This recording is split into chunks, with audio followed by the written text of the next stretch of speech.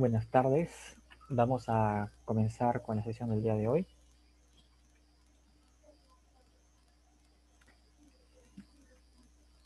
La última sesión revisamos lo que era el criterio de primera derivada, es decir, en aquellos puntos donde la derivada cambia el signo, entonces la función tiende a tener un máximo o un mínimo relativo. También podemos dar un criterio de segunda derivada, es decir, podemos examinar cómo se comporta la segunda derivada cerca a los puntos donde no hay derivada o donde la derivada es nula.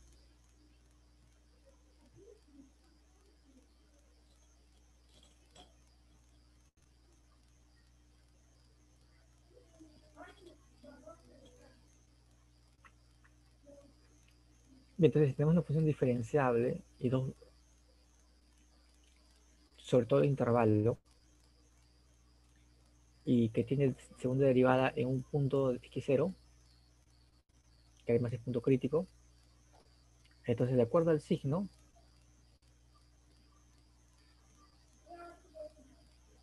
vemos que la función tiene máximo local si la segunda derivada es negativa, o si la segunda derivada es positiva, entonces la función tiene mínimo local.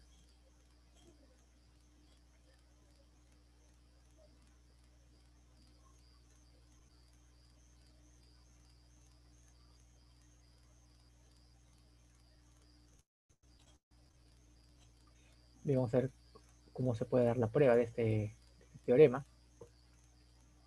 ¿Qué pasa si en un punto la derivada segunda tiene signo?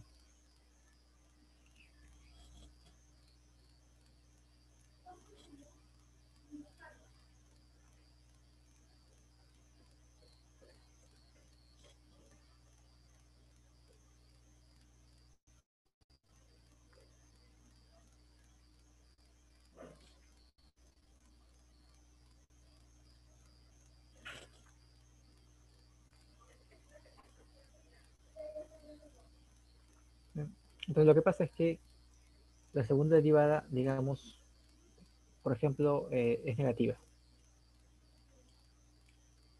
Entonces, si la segunda derivada es negativa, entonces todos los puntos que están, mejor dicho, todos estos cocientes se van a aproximar a un número negativo.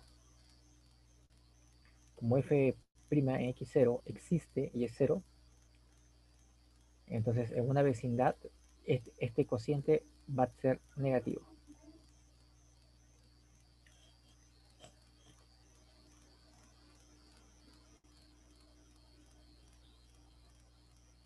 Eso quiere decir que a la izquierda de x0 la derivada es positiva y a la derecha de x0 la derivada es negativa. Entonces podemos saber que esta es la primera derivada y x0 debe ser un máximo local.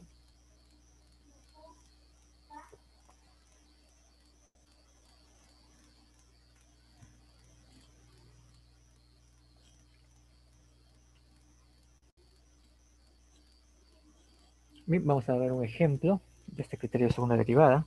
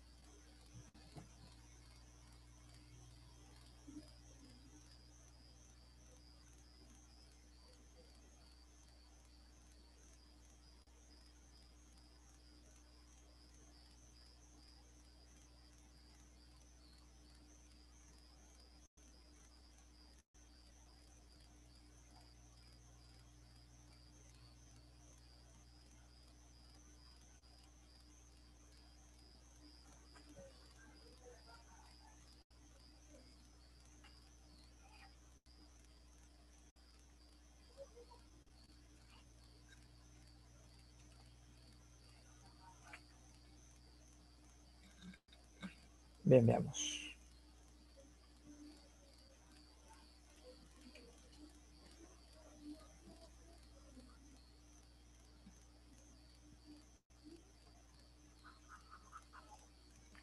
ejemplo,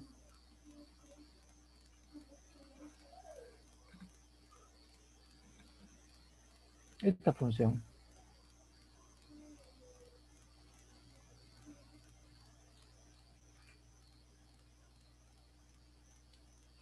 Entonces vemos los puntos críticos.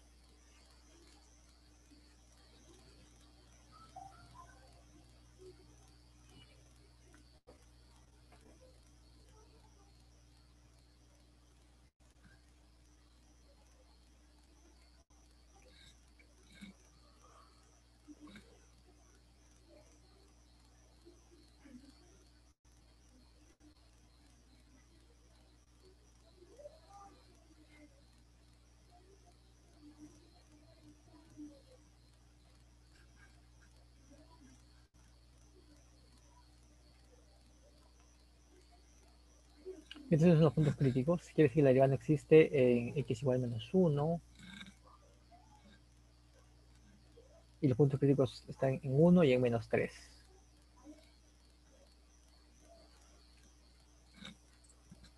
Podemos calcular la razón derivada.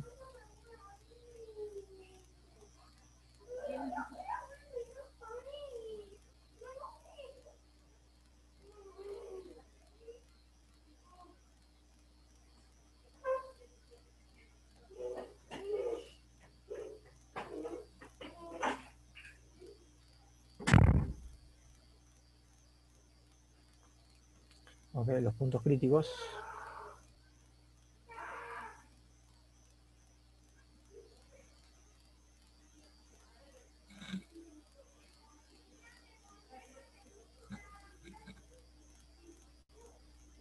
Evaluamos en la segunda derivada.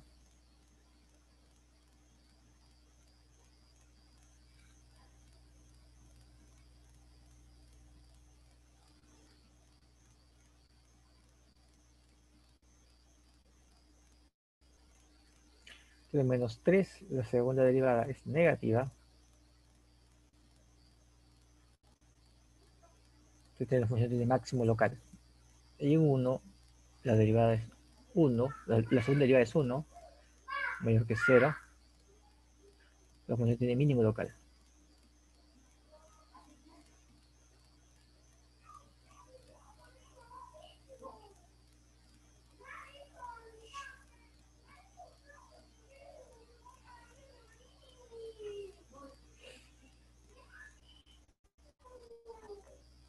Ok, entonces este criterio de segunda derivada nos da información sobre los valores extremos cuando tenemos puntos críticos. Ahora, si la segunda derivada no existe, no podemos utilizarlo, simplemente tenemos que utilizar el criterio de primera derivada.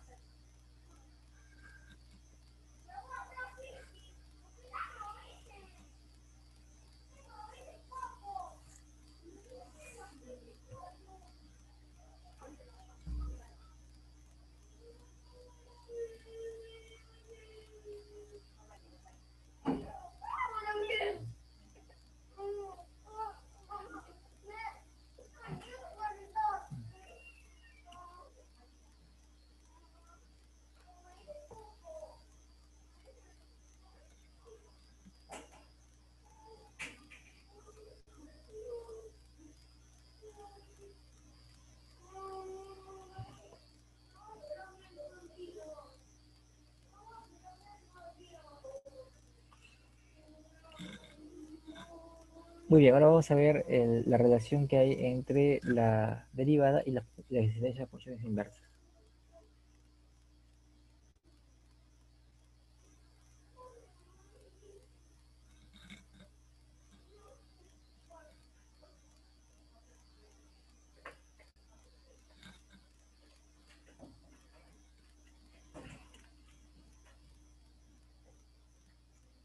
Entonces vamos a decir que la función es 1 a 1,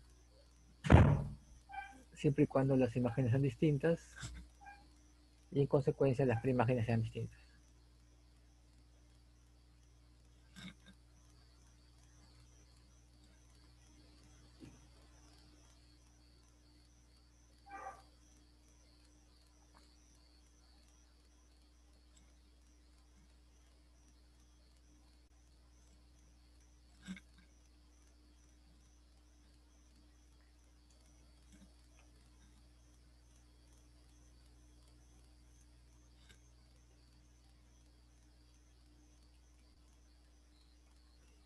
Bien, en este caso tenemos que existe una función inversa siempre y cuando la función sea 1 a 1.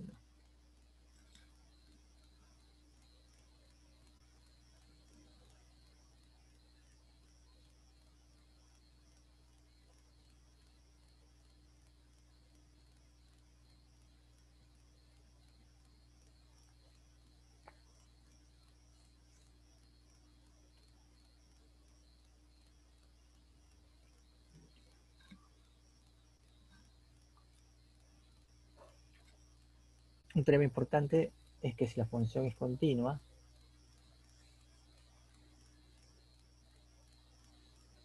y 1 a 1, entonces es creciente o bien es decreciente.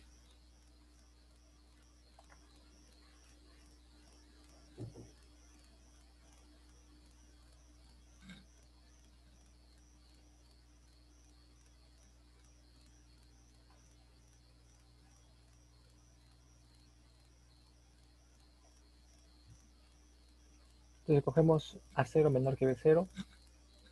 Como la función es 1 a 1, entonces las imágenes no pueden ser iguales. Quiere decir que hay dos posibilidades.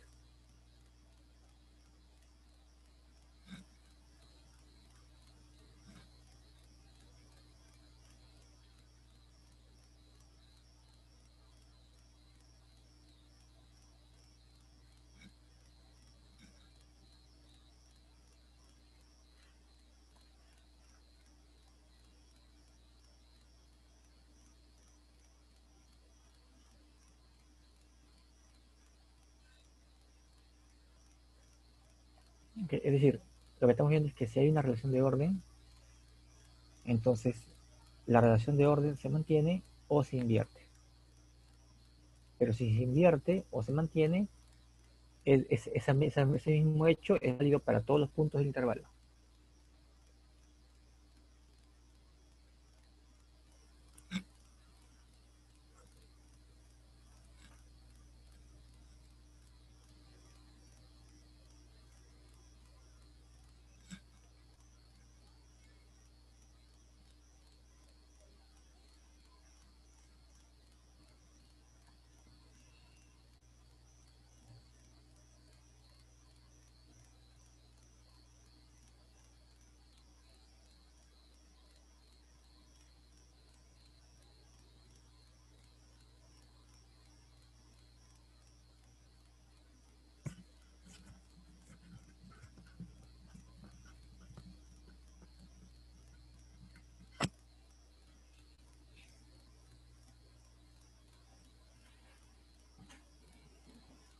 Bien, entonces lo que estamos haciendo es demostrar que la función es 1 a 1, o bien es creciente o bien es decreciente. Entonces,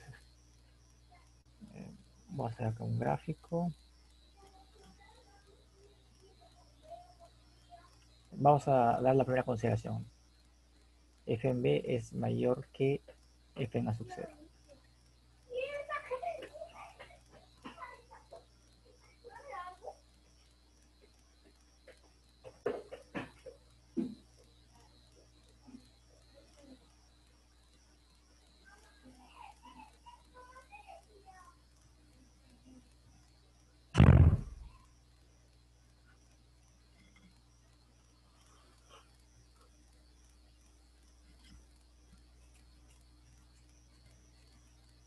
Entonces, o sea, la relación de orden vamos a suponer que es cierta para estos dos puntos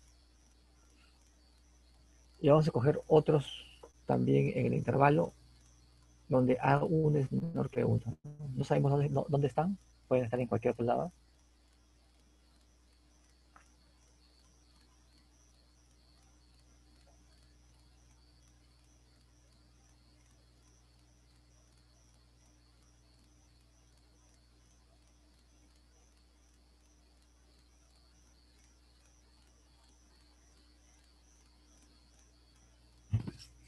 Lo único que se va a exigir es que la relación de orden se mantiene, es decir, A1 es menor que B1 y A0 es menor que B0.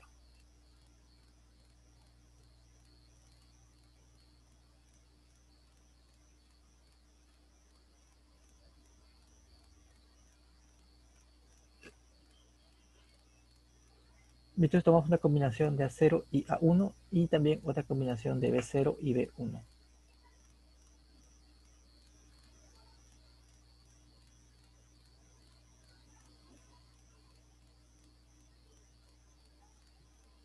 De tal manera que cuando t vale 0, estamos en A0 y cuando t vale 1, estamos en A1.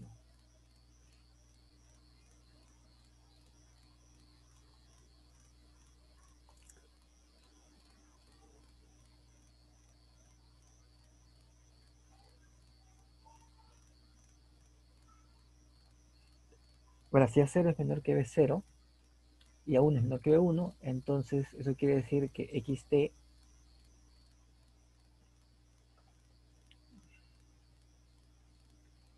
tiene que tener una relación con B sub t.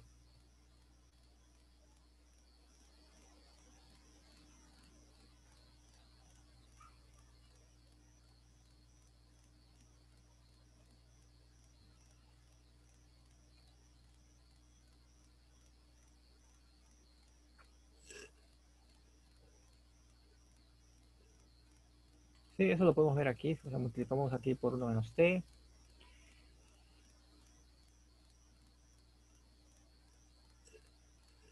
Aquí multiplicamos por t y sumamos. Y entonces que x sub t es menor que y sub t.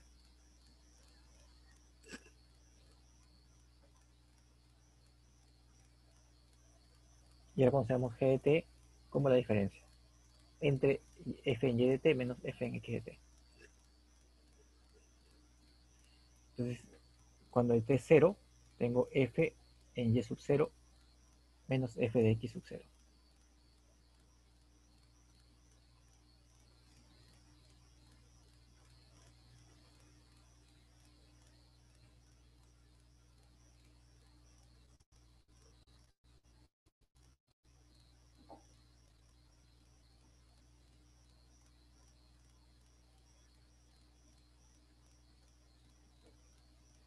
Entonces, como x de t es menor que y de t, quiere decir que nunca son iguales.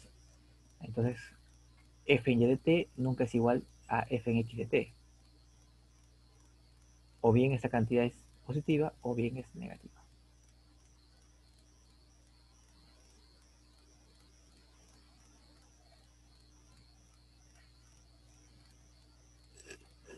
Si g de t tuviera signos alternos, entonces como es continua, se anularía en algún punto, y eso no es cierto. Por lo tanto, solamente tiene números positivos o tiene números negativos.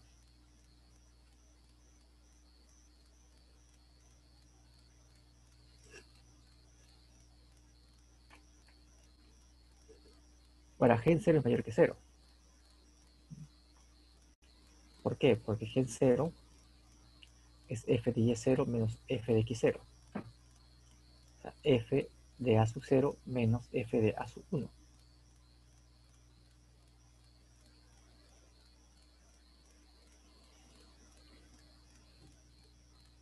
Entonces, g en 1 también va a ser cierto. Entonces, también se cumple para a1 y b1. Es decir, yo tengo que las imágenes de a1 y b1 guardan también la misma relación de orden.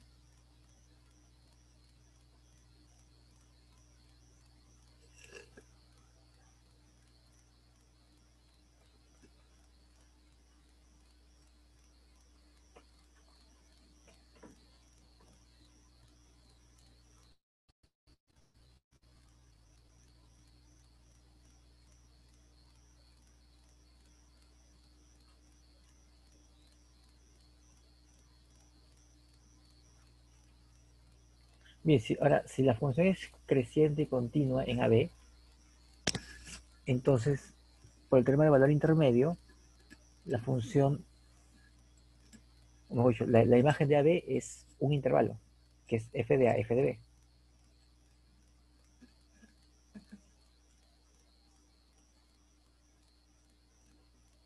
Y podemos tomar como dominio de la inversa ese intervalo cerrado, f de A, f de B.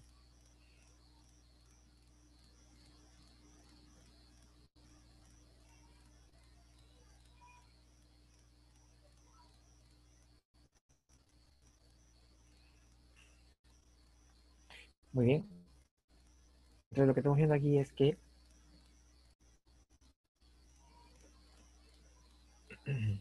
una función continua y monótona en general tiene inversa.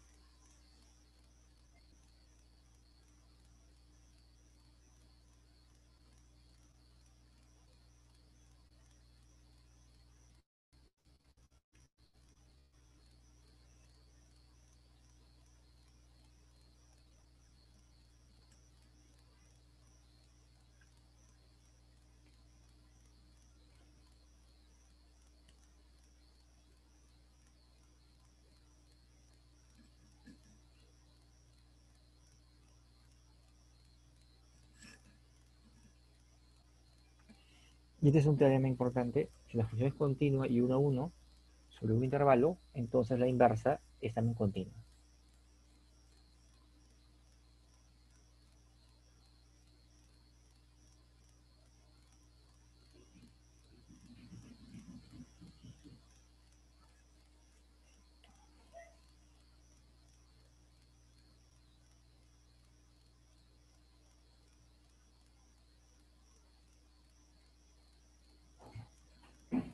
Bien, cuando la función es continua y 1 a 1 sobre un intervalo, entonces o es creciente o es decreciente. Si es decreciente, entonces existe la inversa.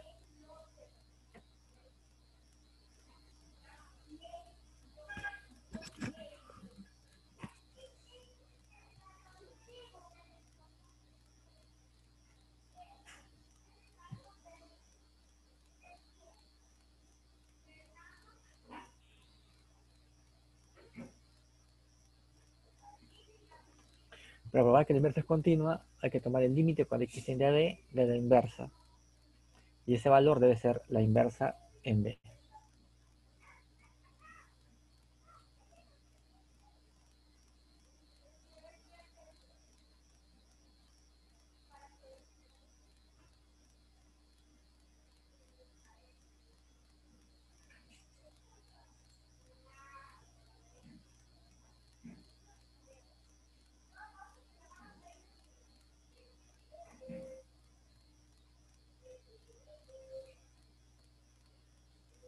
Bien, para eso vamos a tomar en cuenta la definición del límite.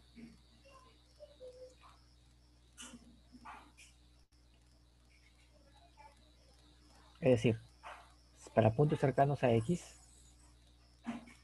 la inversa debe estar cercana a la inversa en b.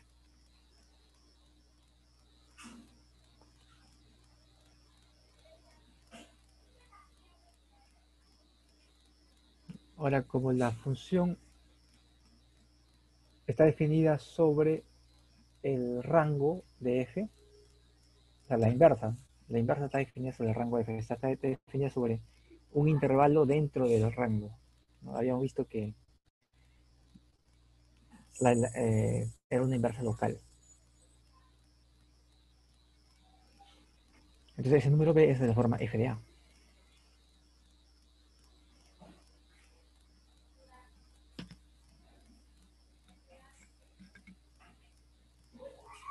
Entonces reemplazamos ese valor, o sea, x es un f de a,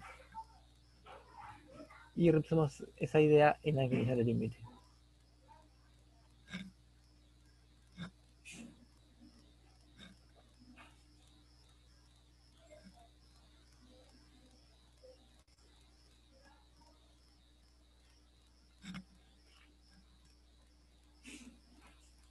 Al final tengo esta desigualdad.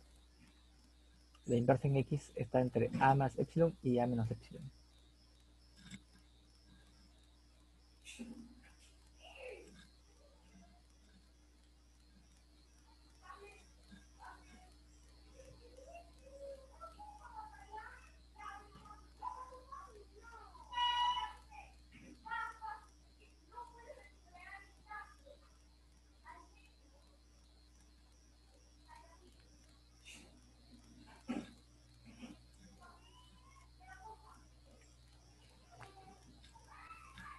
Bien, la inversa en x es un valor y, debe estar entre a menos epsilon y a más epsilon.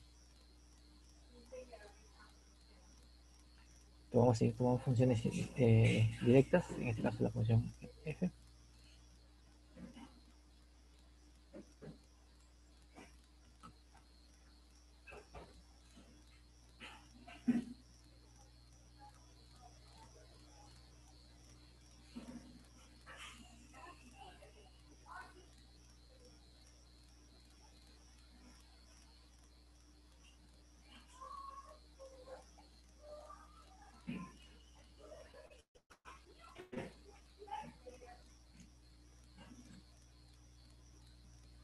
Bien, entonces acá yo sé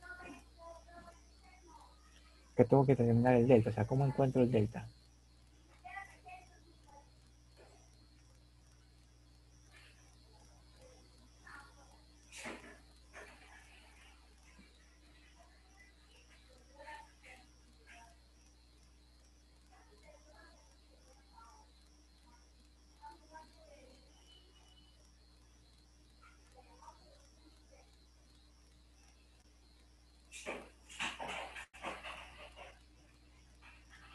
Entonces tomo un delta de tal manera que se cumple esta desigualdad.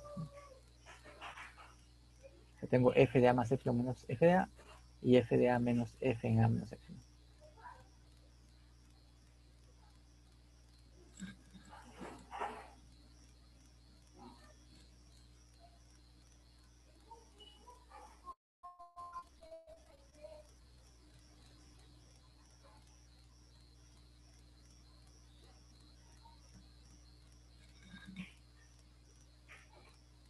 Y eso asegura que la función sea continua. O sea, la inversa sea continua.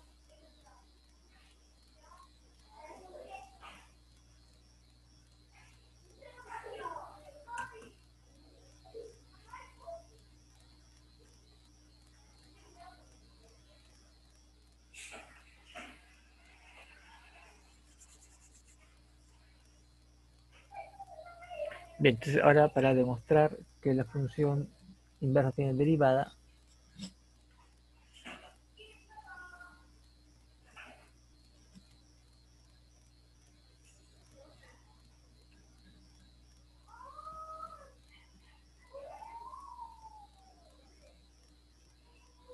podemos utilizar esta expresión considerando solamente las tangentes. Es decir, vamos a ver si podemos deducir algún tipo de relación o ecuación de la gráfica.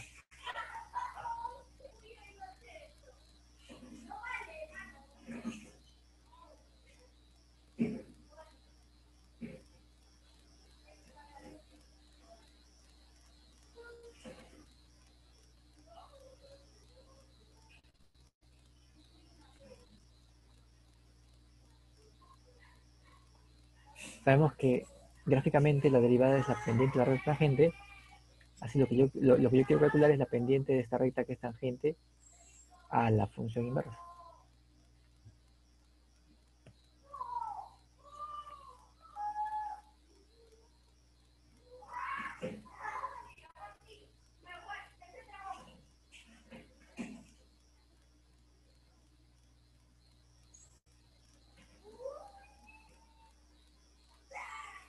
Entonces la pendiente de la función inversa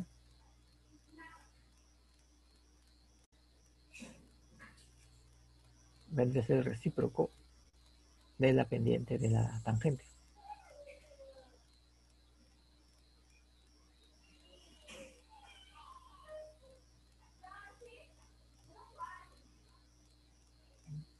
Entonces una forma práctica de hacer esto es utilizando la regla de la cadena.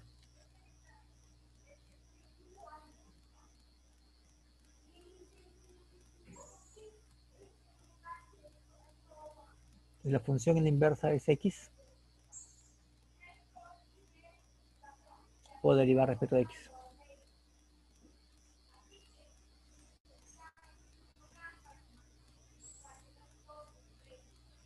Entonces acá en forma automática, si la derivada en la inversa es diferente de cero, la derivada en la inversa tiene esta ecuación.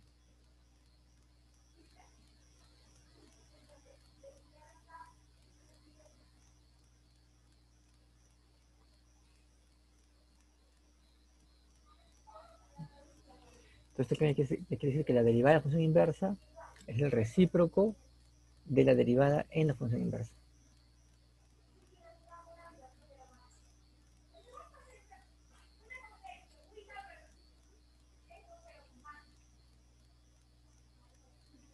Esto, bueno, usualmente lo vamos a ver así.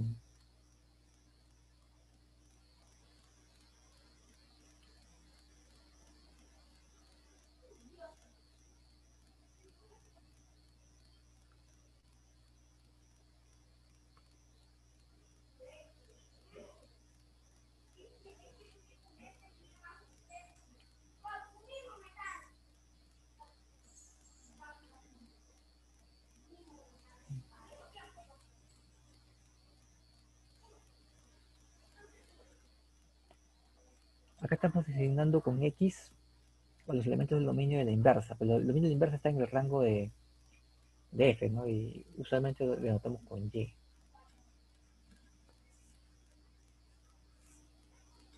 Entonces vamos a escribirlo simplemente cambiando de letra.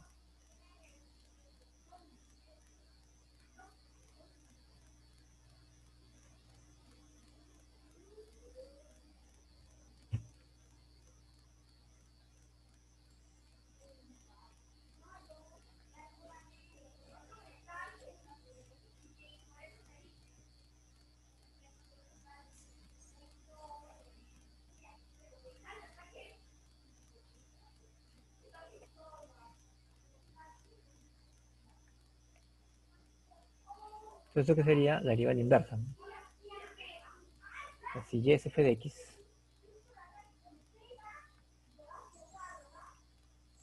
entonces X es un X de Y.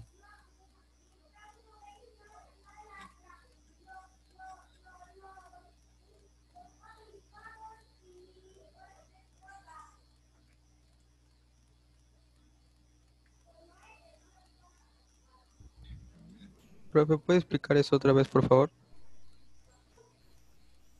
La derivada inversa. Sí. Sí, estamos utilizando la regla de cadena, o sea, tratar de reducir una fórmula para la inversa, sino que acá estoy utilizando X. A ver, lo vamos a hacer con Y en otra página.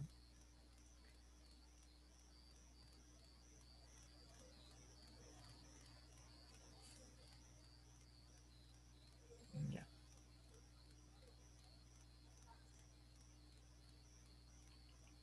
lo vamos a hacer así.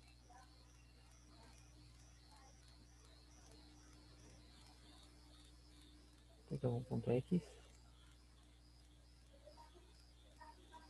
se convierte en Y.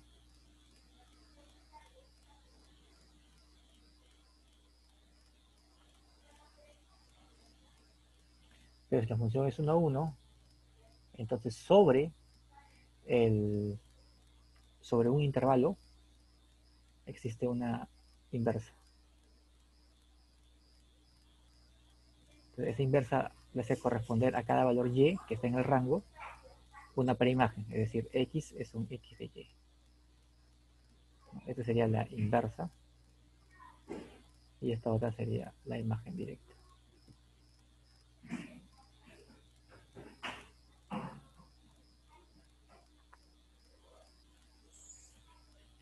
¿Para qué pasa si yo hago la composición?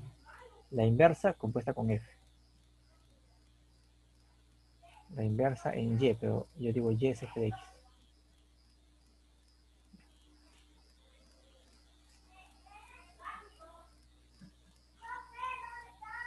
Entonces, si yo hago la inversa, me devuelve X para todo X que está en el dominio de F.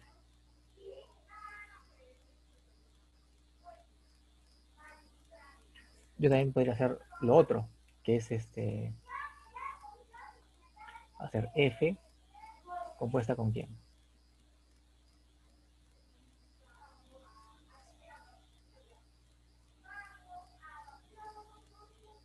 O sea, X es un X de Y, ¿no? O sea, es una inversa. Si X es una inversa, esta va de Y.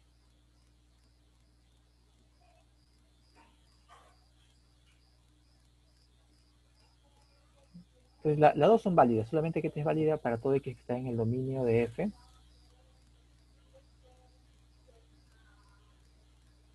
Y es para todo Y que está en el rango de F, ¿no? O sea, el dominio de la inversa es el rango de F, pero en este caso, como estamos trabajando con derivada local, entonces no va a ser todo o sea, no, esto no va a existir en todo el rango, sino solamente en un intervalo,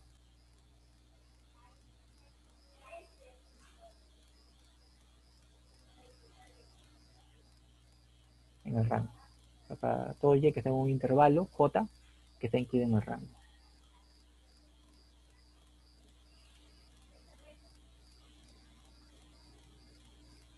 Vale, profe, sí, sí se entiende ahora. Ahora, ahora derivamos, por ejemplo, esta de aquí. derivamos respecto de y. Tendríamos la derivada respecto de x, o sea, f', estoy utilizando regla de la cadena. O sea, f', me refiero a respecto de x, por la derivada de la inversa.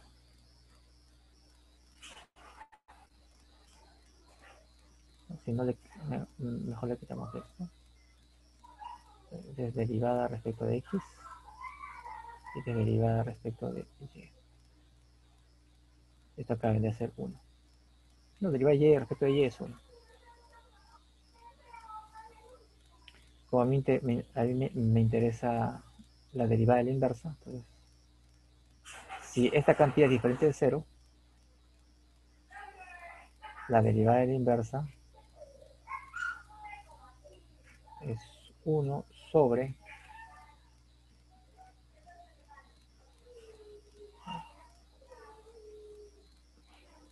la derivada de la función evaluada en este punto, donde y es f de x. Y es f de x quiere decir que x es la imagen inversa en y. O sea, esto de aquí es la imagen inversa.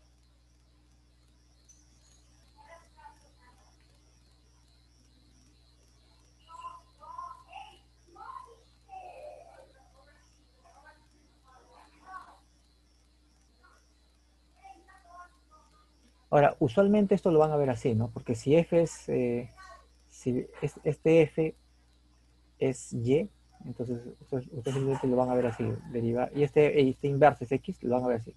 D de x sobre d de y es 1 sobre dy de x. Lo cual tiene un sentido formal, es decir, ¿no? Parece que se invierten los diferenciales.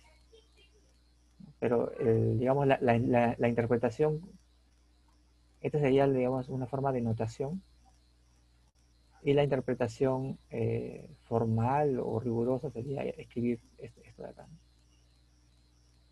Ahora, esto es útil en los cálculos. Simplemente, si yo quiero calcular la derivada inversa, invierto los diferenciales.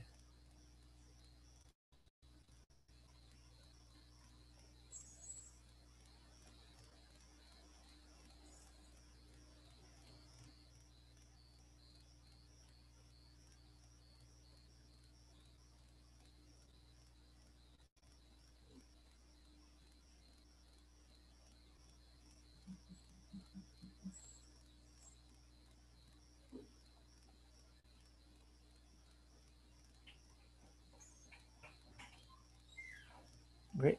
Bien, esto es válido siempre y cuando esta cantidad sea diferente de cero, ¿no? O sea, si f' en la inversa es diferente de cero, se puede hacer esto. Pero si esto fuera cero, ya no habría forma de recuperar una derivada de función inversa.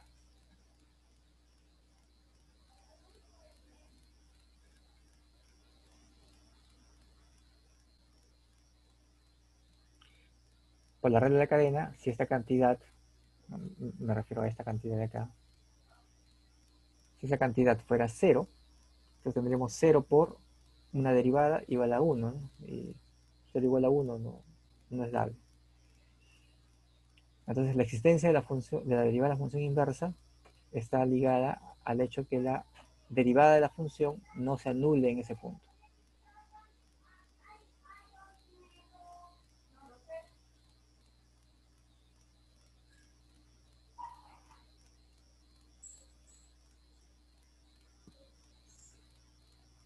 Y bueno, lo que vemos es que si en un punto la curva tiene tangente horizontal, entonces es de esperarse que para la función inversa la tangente sea vertical. Entonces, acá tengo la tangente, y cuando hago la función inversa, la tangente va a una recta vertical. esta recta vertical sigue siendo, es tangente de la curva, pero no, ahí no hay derivada.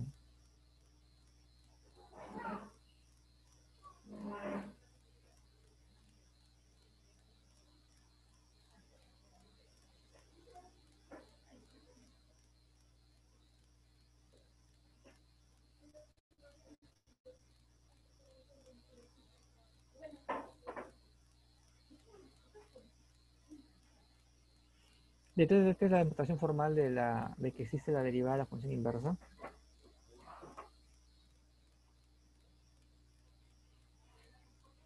Hay que utilizar la definición de la derivada, ¿no? Esto es algo que también vimos un poco la sesión pasada. Si B es f de A, entonces yo quiero calcular la derivada utilizando este cociente en B más H. Pero como B es f de A, tengo esta acá.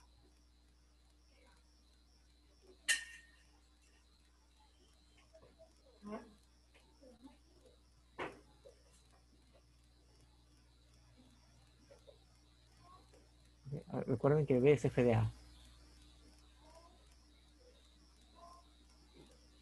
H es un número que está ahí, que tiende a 0.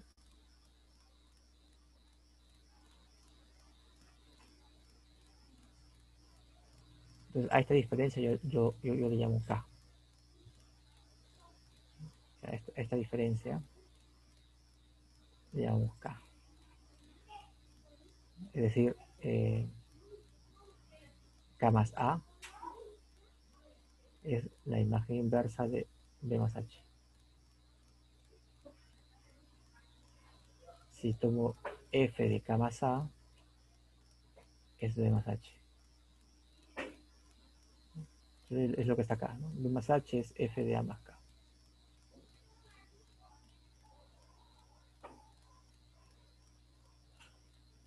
Entonces, esto sería K sobre H, pero H es el incremento del valor de la función.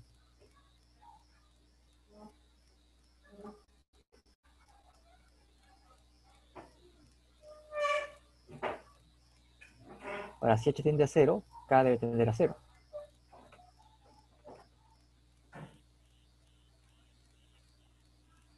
Si H tiende a 0, K tiende a 0.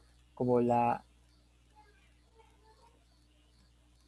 imagen inversa es continua, entonces K tiende a 0.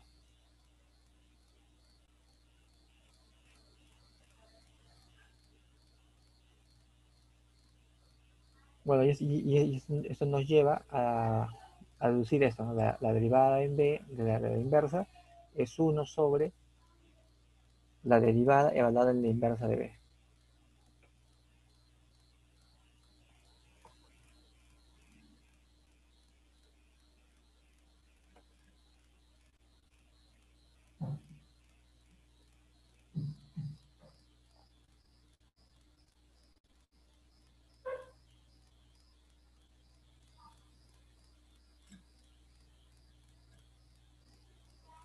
Bien, ahora vamos a ver el caso de las funciones trigonométricas inversas.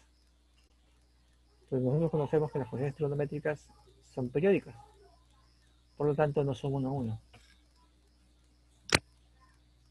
Entonces, ¿cómo definimos una función trigonométrica inversa si la función no es 1 a 1?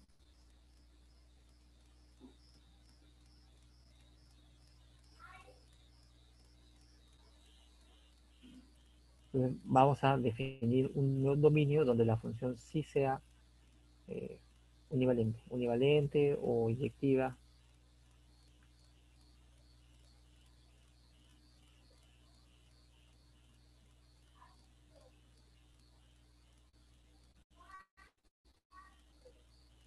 Entonces, vamos a conocer la función seno solamente en menos pi medios pi medios. Ahí la función seno es creciente.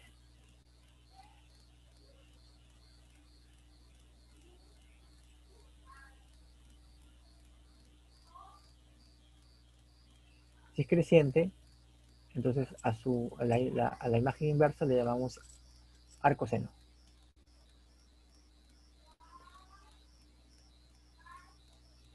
El dominio de arco seno es menos 1, 1, y su rango es el dominio del seno.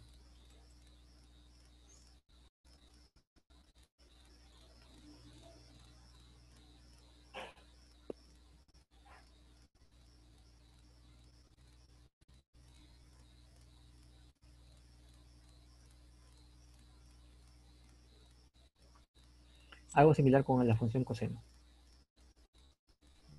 La función coseno no es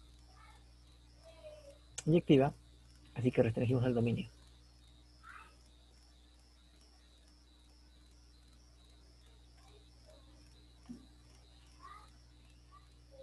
En este caso 0pi,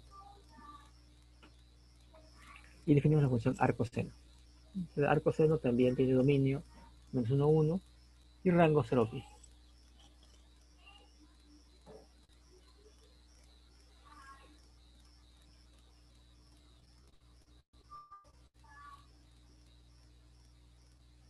Tangente no está definida ni en pi medios ni en menos pi medios.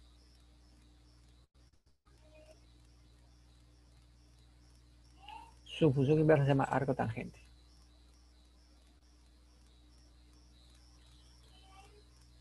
Tiene coordenadas todos los reales y su rango va de menos pi medios a pi medios.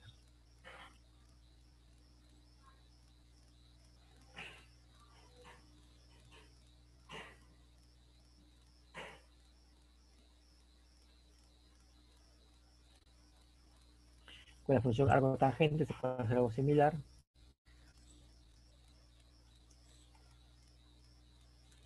Y luego va la función arco secante.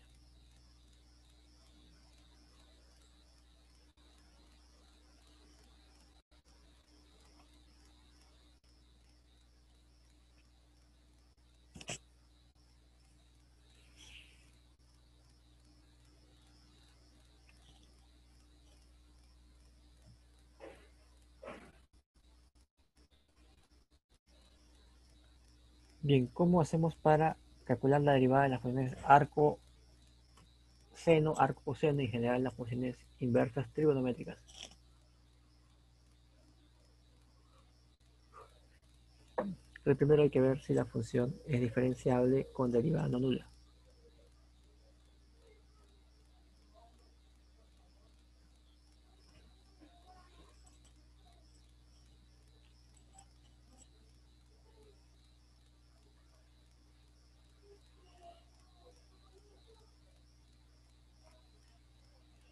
Sí, acá hay que tener cuidado con esa notación, porque acá parece que fuera derivada de seno evaluado en arco seno de x. O sea, la derivada de seno sería coseno de arco seno por la derivada de arco seno.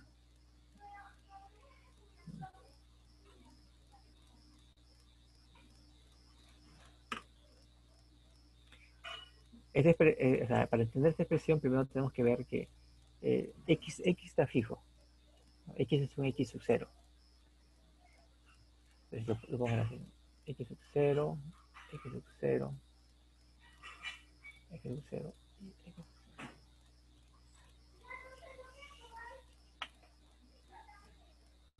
Y ahora alguien puede decir, bueno, si x sub 0 está fijo, arco seno es un valor fijo y su derivada vale 0. Por eso esta notación puede ser algo confusa.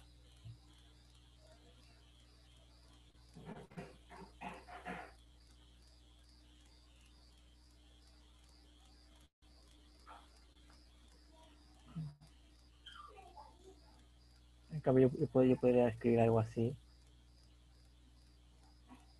Arco seno en x' igual 1 sobre el seno prima y ahora en arco seno de x. Entonces creo que así se entiende mejor, ¿no? Porque acá se entiende que primero hay que derivar y luego evaluar. Y aquí también. Primero es de la derivada y luego evaluamos. En cambio aquí pareciera que este diferencial actúa sobre toda esta evaluación.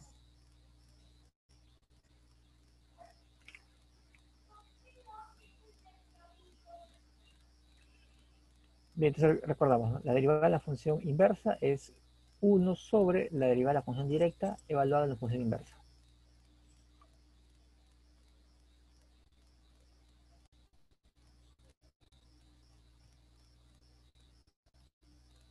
Ahora, el seno prima es coseno, ¿no?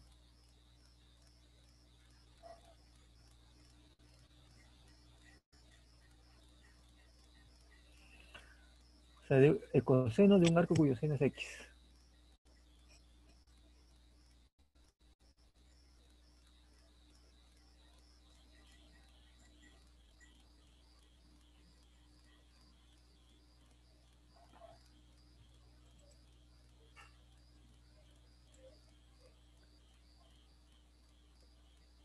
Entonces yo puedo expresar identidades trigonométricas, ¿no? Para despejar qué cosa es el arco, el coseno de un arco cuyo seno es X. Entonces, el coseno de arco seno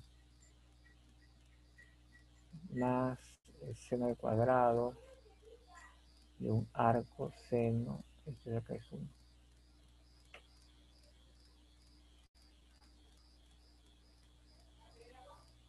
Arco seno de X es un ángulo, bueno, un valor, un real.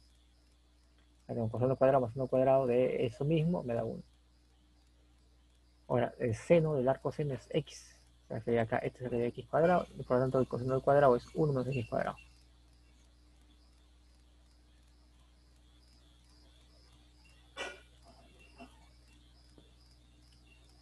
La derivada del arco seno es 1 sobre la raíz de 1 menos X cuadrado.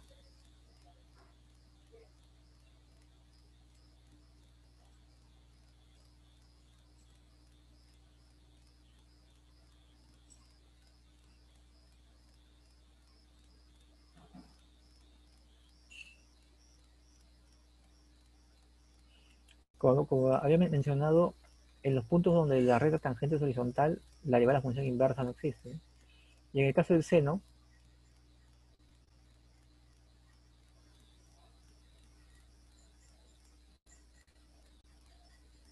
la función tiene máximo y mínimo en pi medios.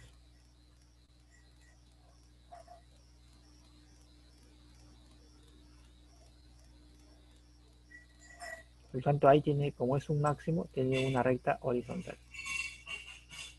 Entonces, para su inversa, no va a existir en esos puntos la derivada.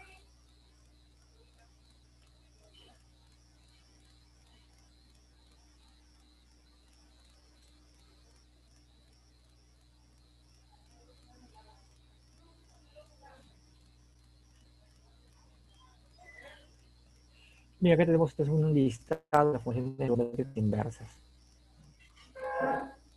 Derivada de arco seno, como hemos visto, 1 sobre la raíz de 1 de x cuadrado. Derivada de arco seno es el negativo de esto.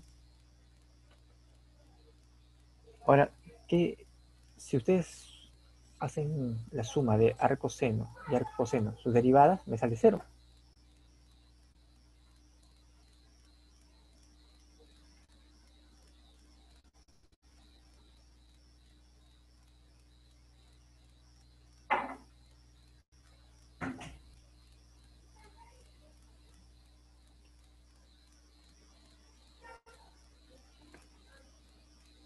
Entonces, tengo una suma de funciones iguales a 0, ¿no? O sea, la suma de derivadas me sale 0.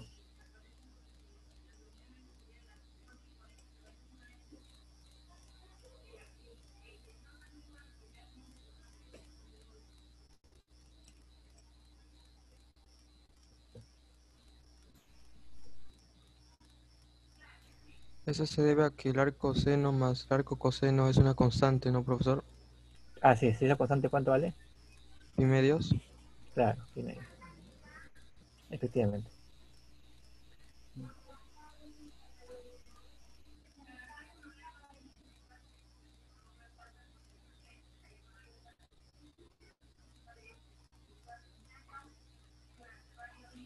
Muy bien.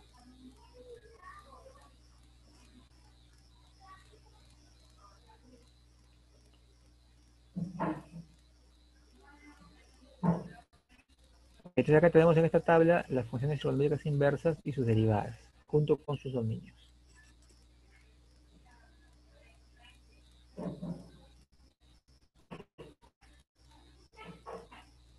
Ahora, para las funciones hiperbólicas.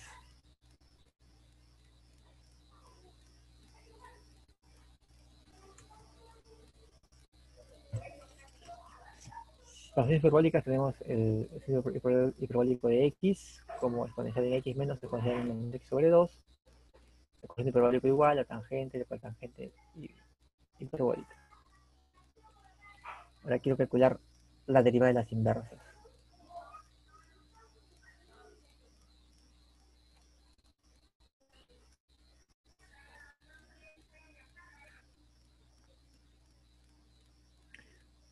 Entonces, para la función seno hiperbólico, su derivada, bueno, nosotros derivamos y se resulta que la derivada de la función seno hiperbólico es coseno hiperbólico.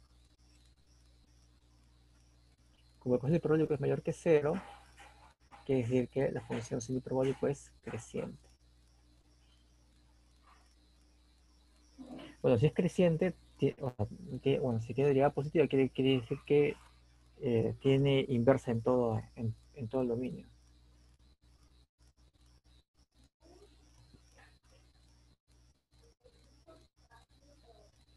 Su segunda derivada vendría a ser la propia función seno.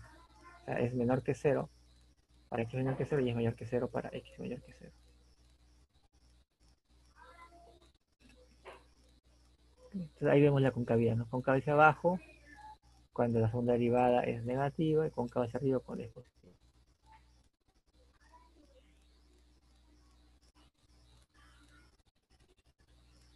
Y hay el punto de inflexión que está en el origen.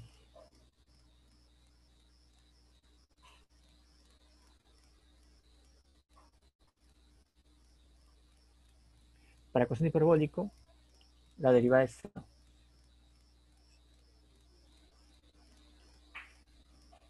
Entonces la función coseno hiperbólico no es monótona, sino que cambia su crecimiento al pasar por 0. De hecho, tiene un punto crítico en 0.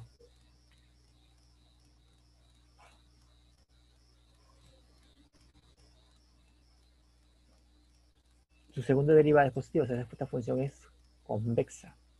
Tiene un mínimo en 0. En 0 igual de 1, así que el coseno hiperbólico de x es mayor o igual que 1.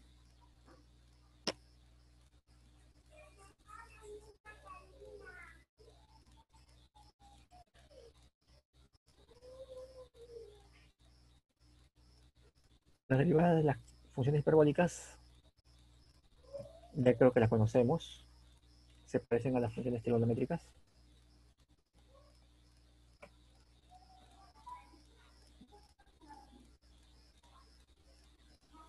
Ahora ver sus inversas.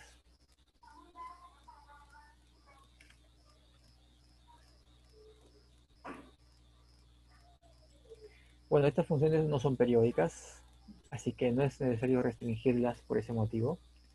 Solamente en el caso del coseno hiperbólico, que es una función par y que tiene que restringirse.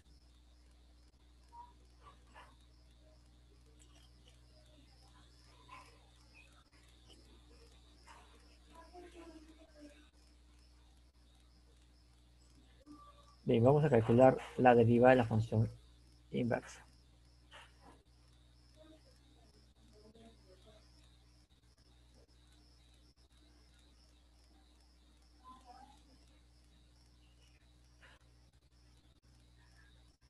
A ver, aquí despejan. Podrían derivar, claro, acá están primero calculando cuál es la regla de correspondencia y luego derivarla, ¿no? Pero podríamos hacerlo directamente.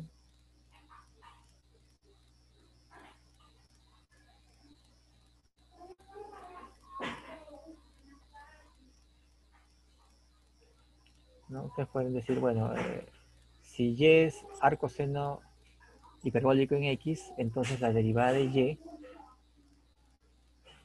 es igual a 1 sobre la derivada de la función directa, que sería coseno hiperbólico, o sea, la derivada del seno hiperbólico sería coseno hiperbólico, evaluado en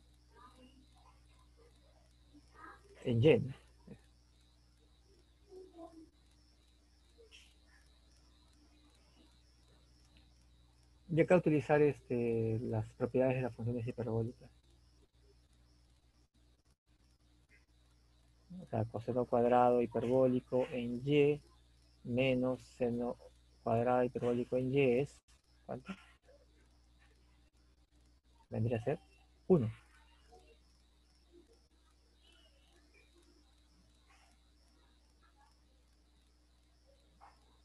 Y como y como el seno hiperbólico, este es el seno hiperbólico. ¿Okay? Como el seno hiperbólico en y es x, el coseno hiperbólico de y me sale 1 más x cuadrado. Ahí está. Pero ahí directamente ustedes pueden ver que y' es 1 más x cuadrado a la menos 1 medio.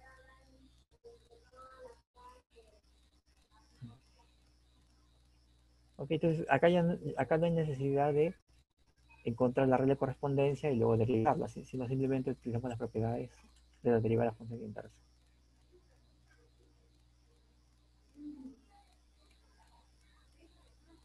Bien, de todas maneras es útil conocer la regla de correspondencia porque así se va a utilizar con todas las demás funciones hiperbólicas inversas.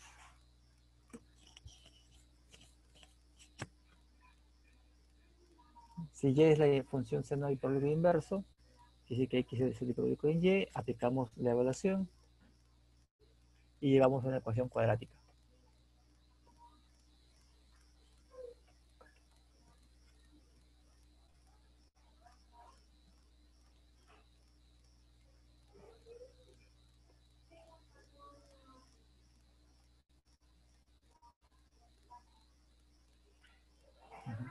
Ahora, exponencial en y siempre es mayor que 0. Por lo tanto, aquí debemos de restringir el signo.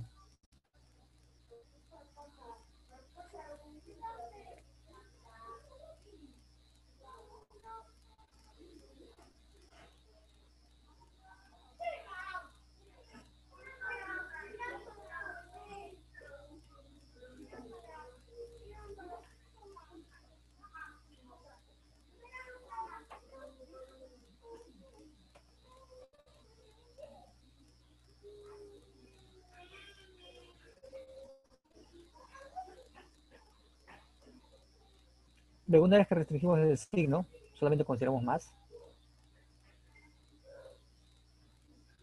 Entonces tenemos que y tiene que ser efectivamente logaritmo de x más x cuadrado más 1, más raíz de x cuadrado más 1.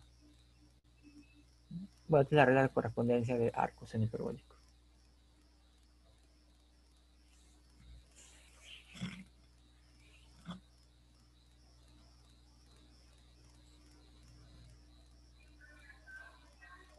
No, si ustedes derivan esto, van a tener la misma fórmula que al principio, ¿no? Se lo pueden hacer directamente.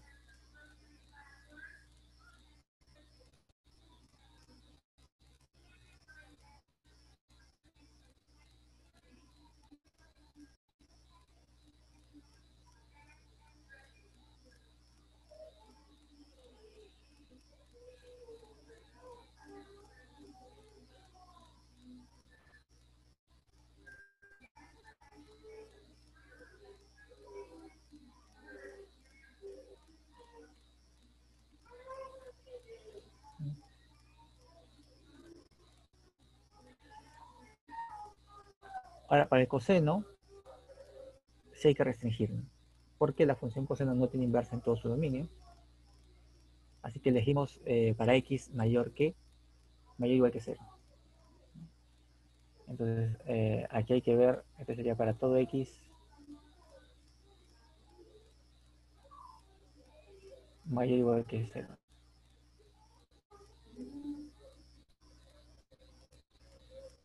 Inclusive y es mayor o igual que 0 y x es mayor o igual que 1, ¿no? Porque es de 1 hacia arriba.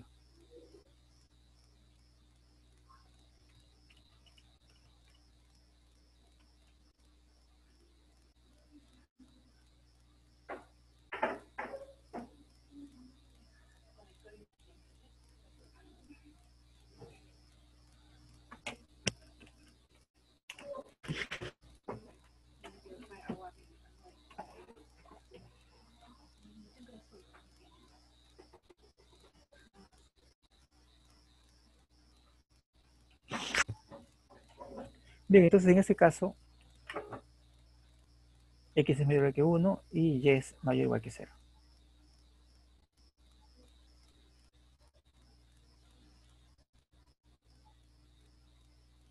¿No? Recuerden que estamos viendo coseno hiperbólico.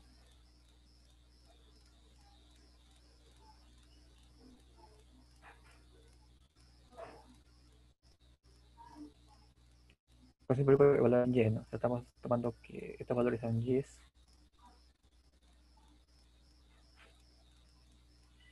estos valores son x.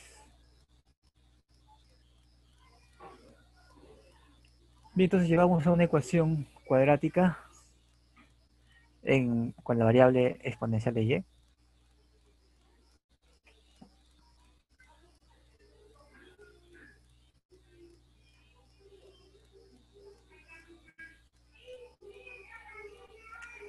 Ahora, si y es mayor o igual que 0, exponencial de y es mayor o igual que 1.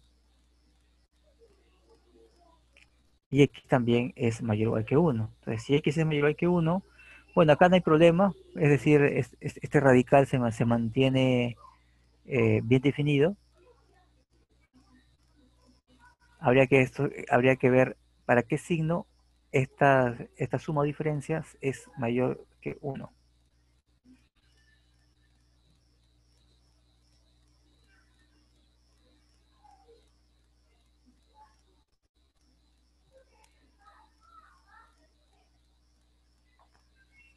La exponencial de y me queda como x más raíz de x cuadrado menos 1.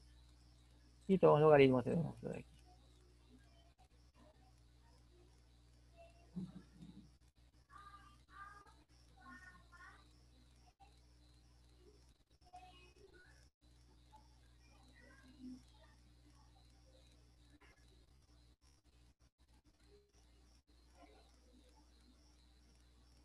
De igual manera, si yo quiero derivar esta función, ¿qué tendría?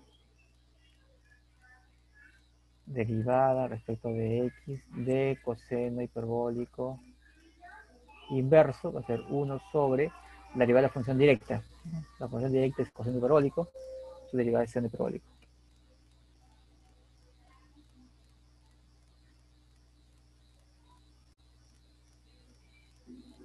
Evaluado en la inversa, en esta. O sea, y es coseno hiperbólico.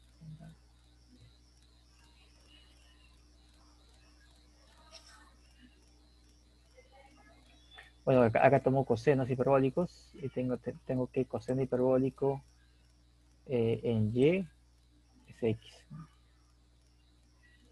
O sea que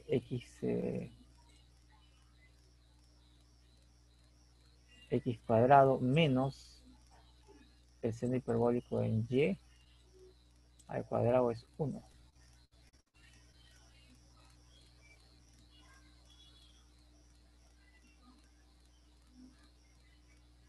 X cuadrado menos 1 raíz es el seno hiperbólico de y.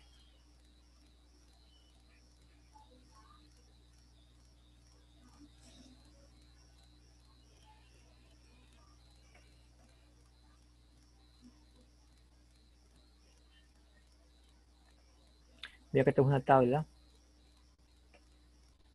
con las funciones hiperbólicas y las inversas. O sea, el mismo procedimiento que estamos haciendo se puede emplear también para la tangente y para la cotangente.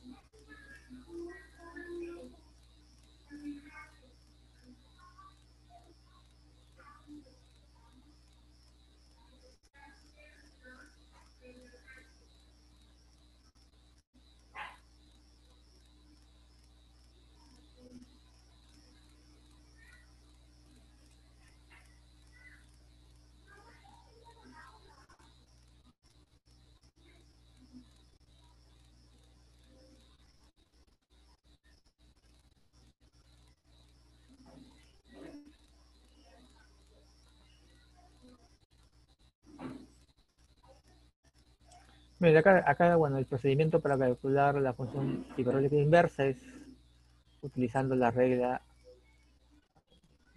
para la función.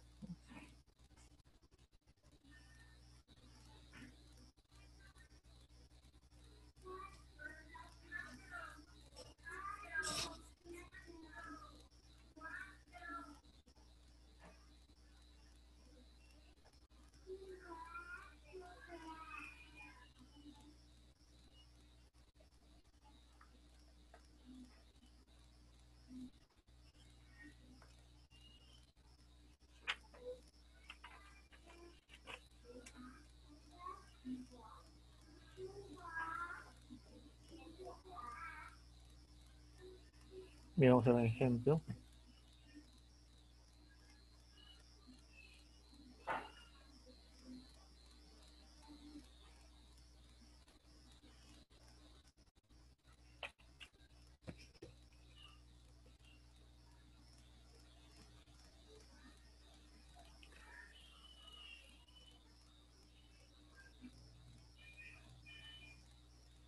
Sea f de x igual x cuadrado más 2 sobre x más 1.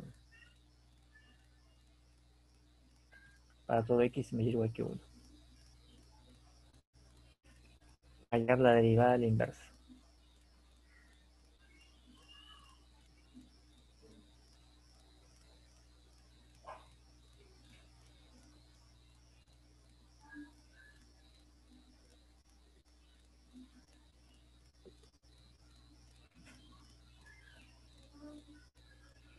Si hallar la derivada de la inversa, yo necesito saber cuánto vale la derivada.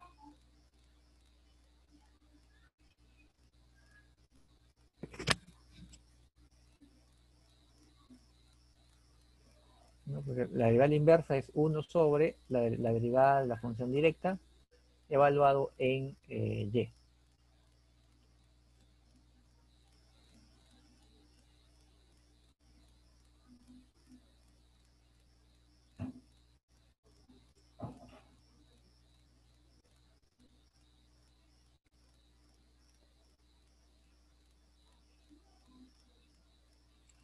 Bueno, entonces derivamos.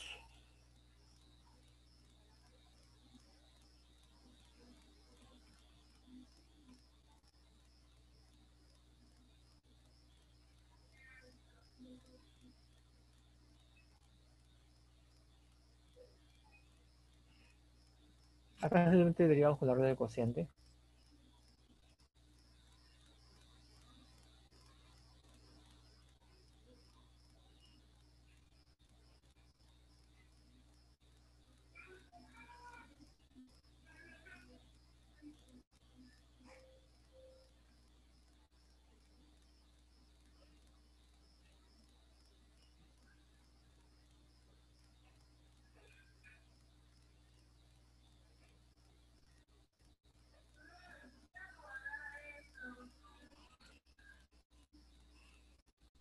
En esa derivada se anula en qué puntos, porque la idea es que no se anulen, ¿no? Al menos en el intervalo donde estoy buscando la derivada de la función inversa.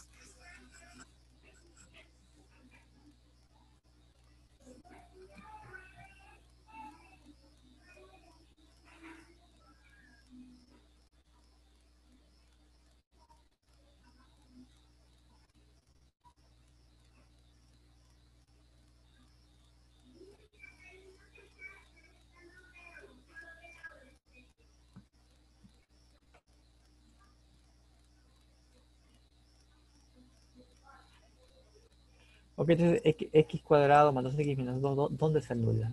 Entonces completamos cuadrados.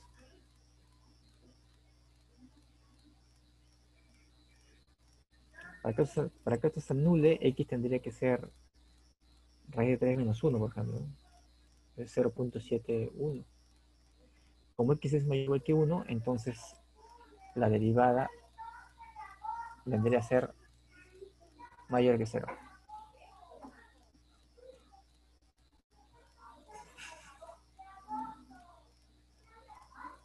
Por lo tanto, la función ahí es creciente y tiene inverso local.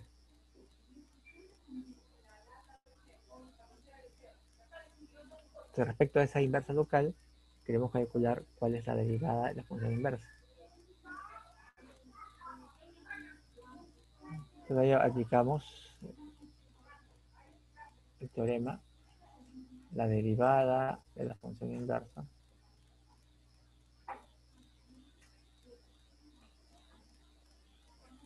es igual a la derivada de la función directa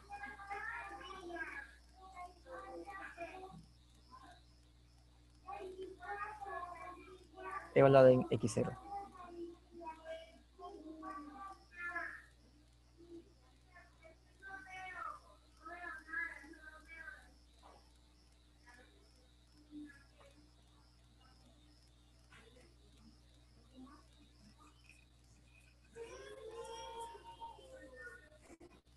Donde x0 es la inversa en 3 medios.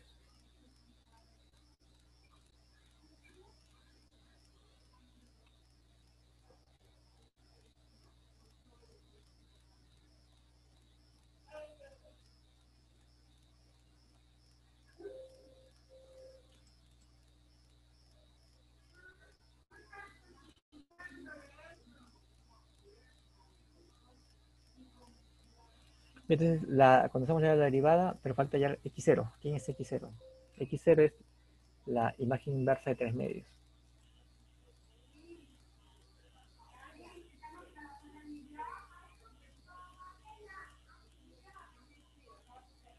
Entonces, 3 medios será x0 al cuadrado más 2 sobre x0 más 1. Y de ahí podemos calcular x0.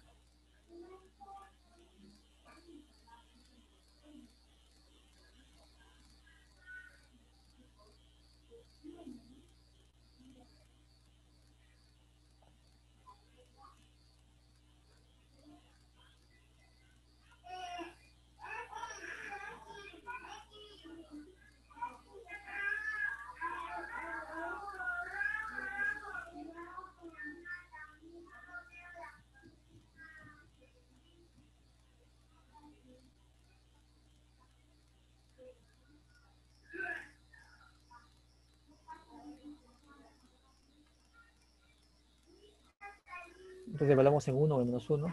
Cuando es 1,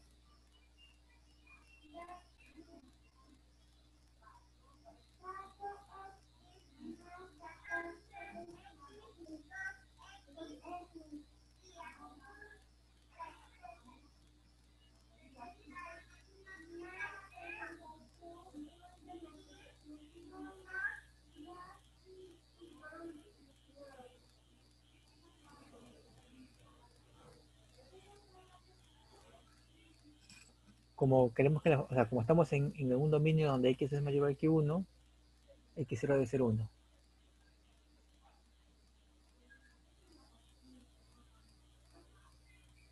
O sea que tengo que evaluar la derivada en 1.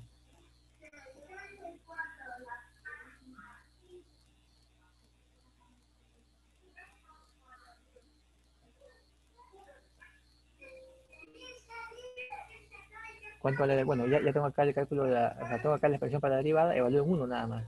1, 1.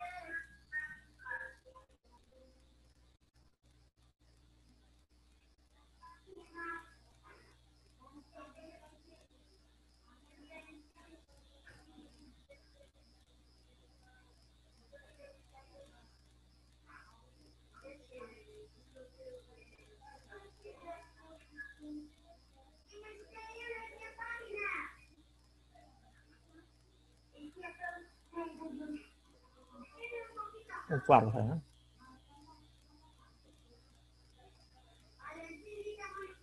Entonces, ¿cuánto vale la derivada inversa? El recíproco sería 4.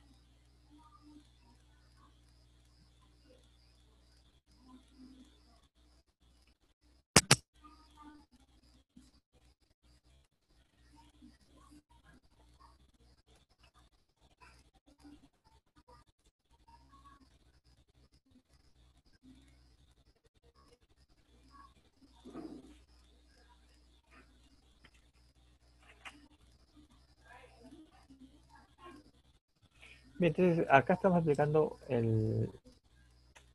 cómo poder deducir la derivada de la función inversa. Eso también puede generalizarse a una segunda derivada.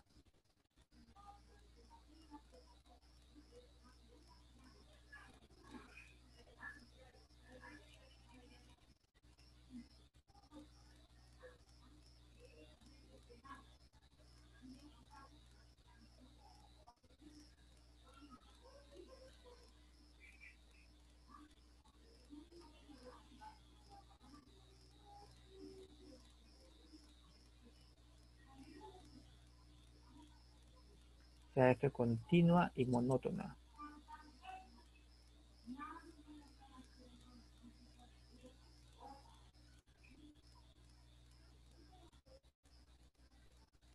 En un intervalo cerrado AB. Si f es diferenciable en AB,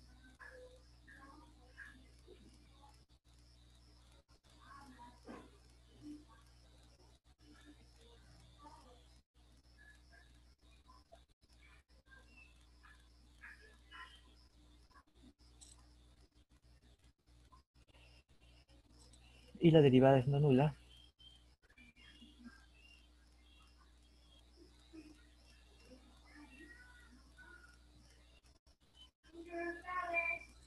entonces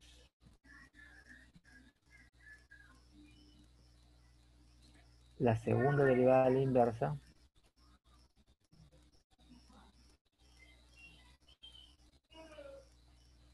queda expresada como el cociente de la segunda derivada en la inversa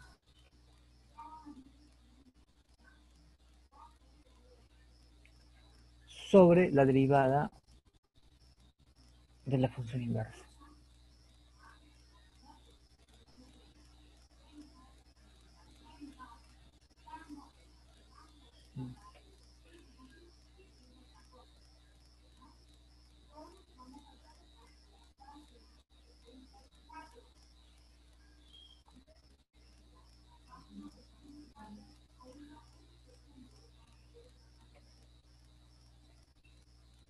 Bien, entonces acá vamos a aplicar simplemente ver si la función derivada es diferenciable. O sea, para que exista la segunda derivada de función inversa, ¿qué necesitamos?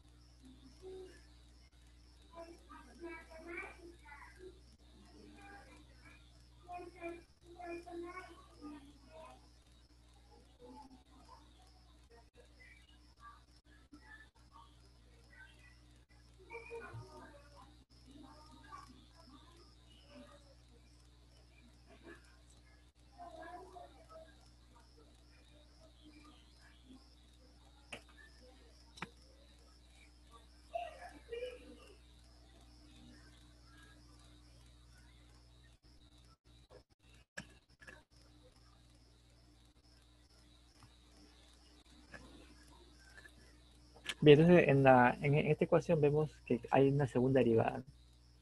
Entonces tiene que existir la segunda derivada. Y la primera derivada no tiene que anularse.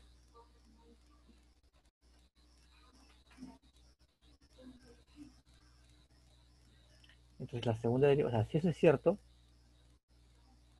existe, o sea, si la función f' es diferenciable, entonces 1 sobre f' también es diferenciable, donde no se anule esta cantidad. Por lo tanto, yo puedo derivar una vez más.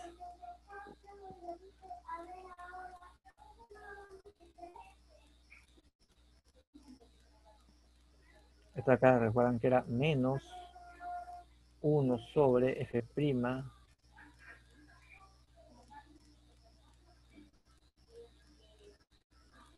por la derivada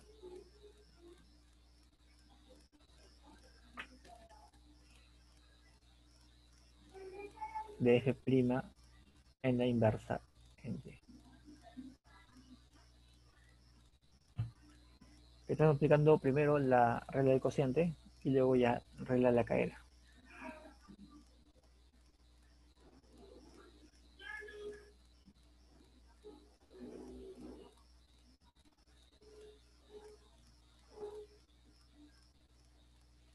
aplicamos esta regla de la cadena, sería la derivada de f', o sea, f segunda en la inversa, por la derivada inversa.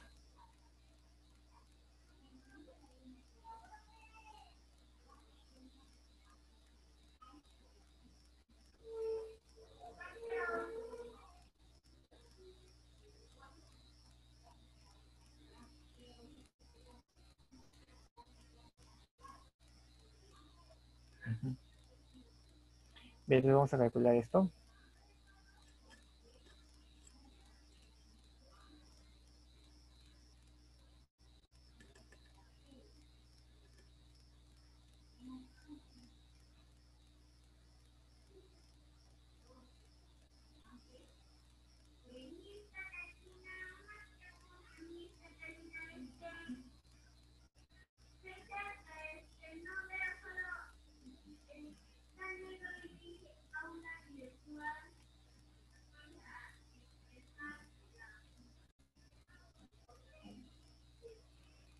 Bien, y acá finalmente hay que reemplazar, ¿no? Porque la derivada de la función inversa es 1 sobre f', ¿no? Y justamente esa cantidad, y acá saldría la potencia Q que nos muestra la ecuación.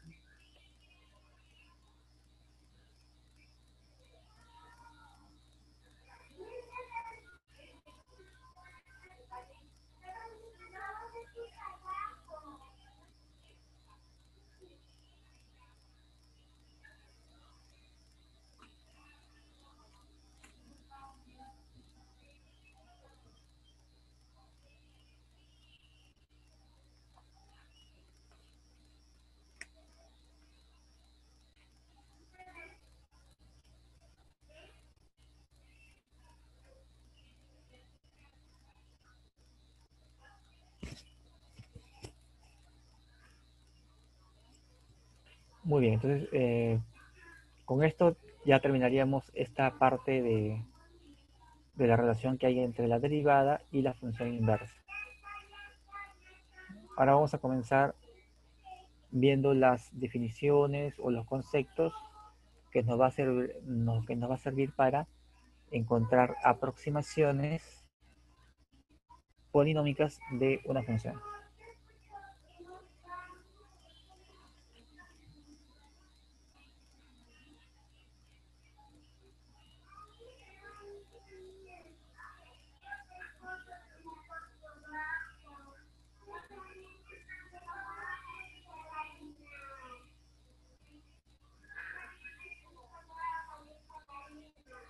Es decir, esta aproximación de funciones y su relación con la derivada.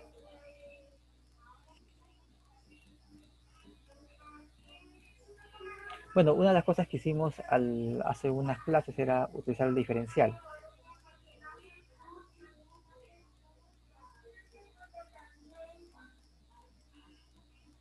Eso quiere decir que un punto x0 y es 0, aproximamos la función por la red de tangente.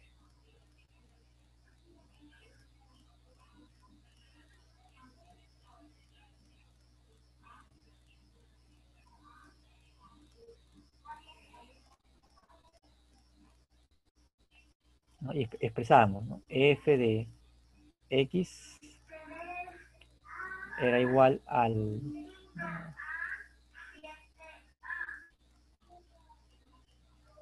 f en x era L de x más, bueno, un residuo.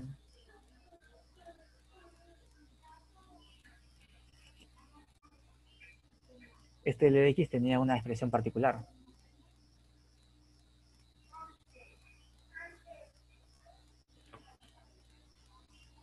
Era la ecuación, esa es la ecuación de una recta.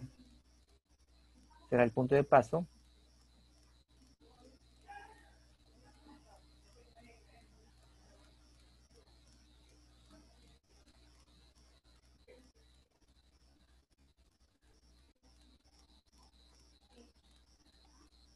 De la manera cuando x vale x0, esa recta tangente toma valor y0.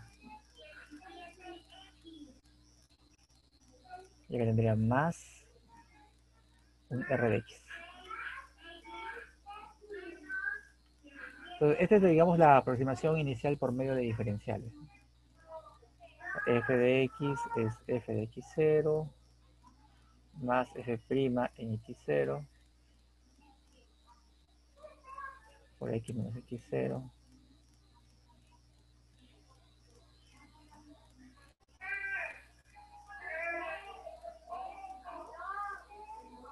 O si expreso esto en función de H, es decir, esto es F de X0 más H, esto de acá es F de X0 más F' en X0 por H más un R que ahora depende de X, pero si depende de X, depende de XL de H. Y como hiciste la derivada, entonces yo hago la diferencia, divido entre H y tendría que el límite de R de X0 sobre H cuando H tiende a 0 es 0.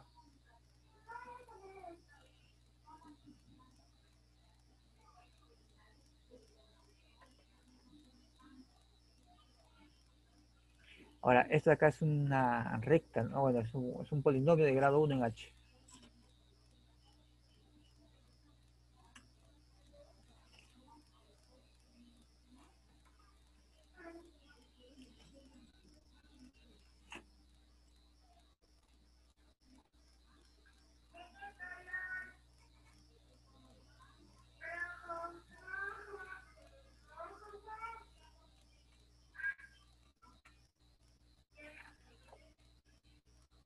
Entonces, la idea es generalizar ese comportamiento, ¿no? Es decir, existirá un polinomio en H de grado 2 que cumpla algo similar.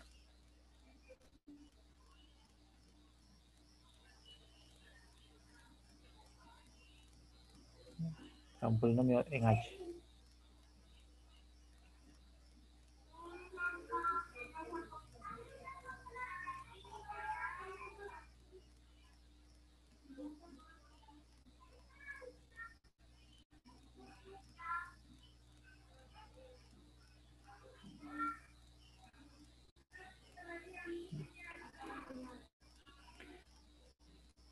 De grado 2. Porque polinomio de grado 1 ya hemos visto que, bueno, eso es una consecuencia del teorema de valor medio y nos da esa aproximación.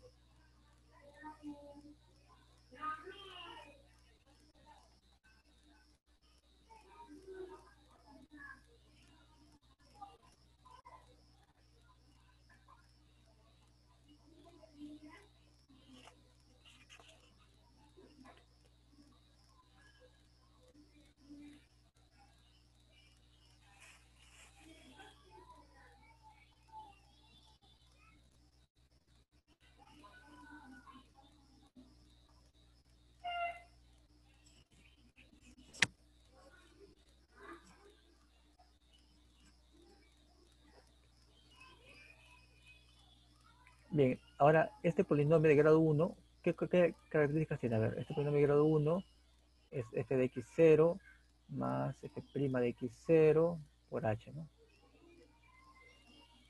O sea, p en 0 es f de x0.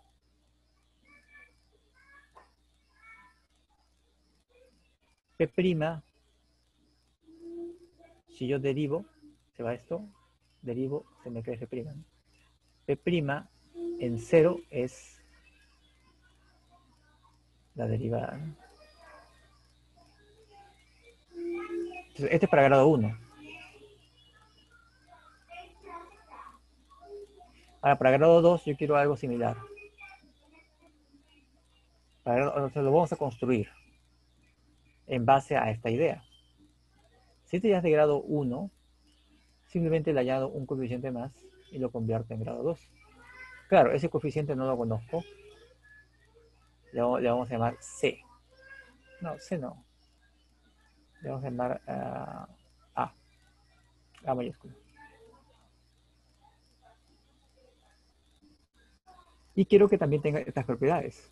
Es decir, que en 0 me reproduzca la función, la derivada en 0 también me reproduce la derivada de f, y por analogía, la segunda derivada en 0 también me debe reproducir la segunda derivada de f. Entonces, ahora para este grado 2,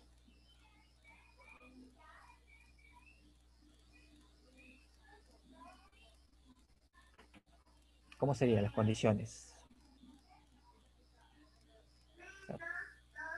Cuando evalúe en 0, me da f de x0. Eso está bien. Cuando yo derivo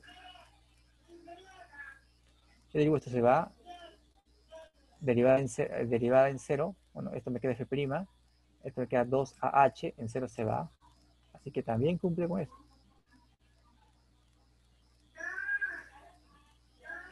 ¿Qué pasa con la segunda derivada? Yo derivo dos veces, se va esto, se va esto. Acá me va a quedar 2A. Yo quiero que la segunda derivada en 0 sea igual a la segunda derivada en x0. A es la segunda derivada sobre 2.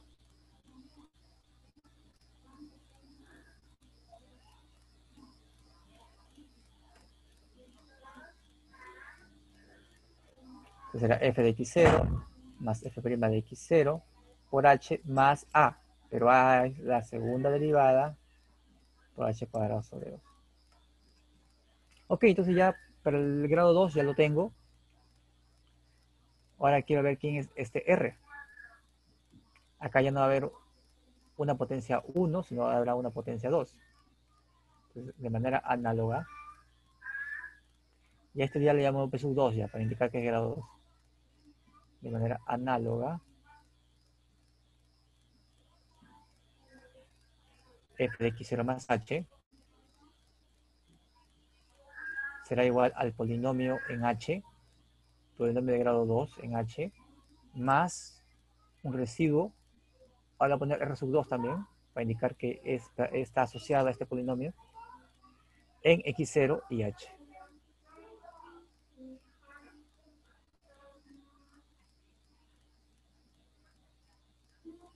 Y ahora vamos a ver los límites.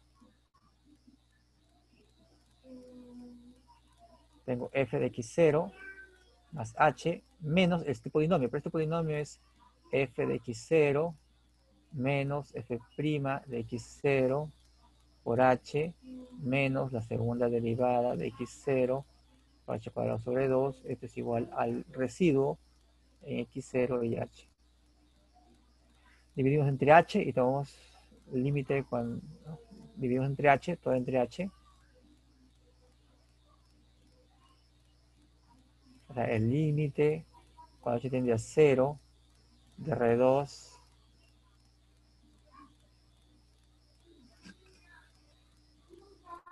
dividido entre h, esto tiende a la derivada. Esto entre h me queda solamente la derivada, se cancela esta parte de aquí. Divido entre h, acá me queda un h, cuando tiende a 0 se cancela esto de aparte de acá, me da 0.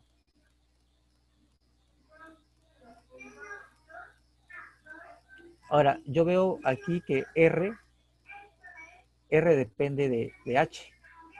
Cuando le subo el grado de polinomio de aproximación, R2 depende de h cuadrado. Entonces, acá yo puedo decir más o menos si R2 es de grado 2, una cosa así, algo de grado 2, o depende de grado 2 en h. Aquí abajo de repente puedo aumentar el grado y también me sale 0 el límite. Vamos a ver eso. ¿Qué sería el límite cuando h tiende a 0 de R2 de x0 sobre h cuadrado?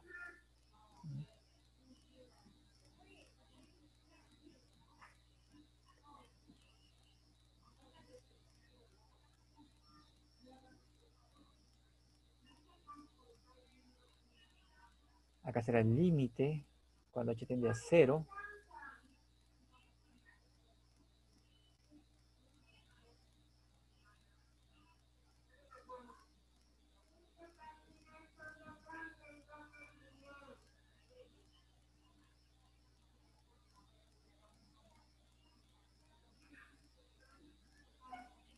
Si yo vuelvo en 0, me sale acá un 0, 0, 0. Entonces puedo aplicar las reglas del L'Hopital. Derivo con respecto de h, ¿no? Porque acá el límite está en h. Derivo todo esto con respecto de h. Si derivo con respecto de h, entonces va, esto me queda f' evaluado en 0, o sea, f' en x0, derivo respecto de h, me queda este coeficiente, se va, derivo esto, me queda la segunda derivada por h, acá abajo me queda 2h, me va a quedar un 0 sobre 0 otra vez, derivo de nuevo.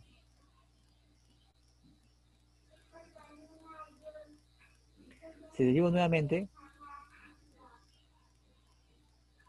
¿qué voy a tener?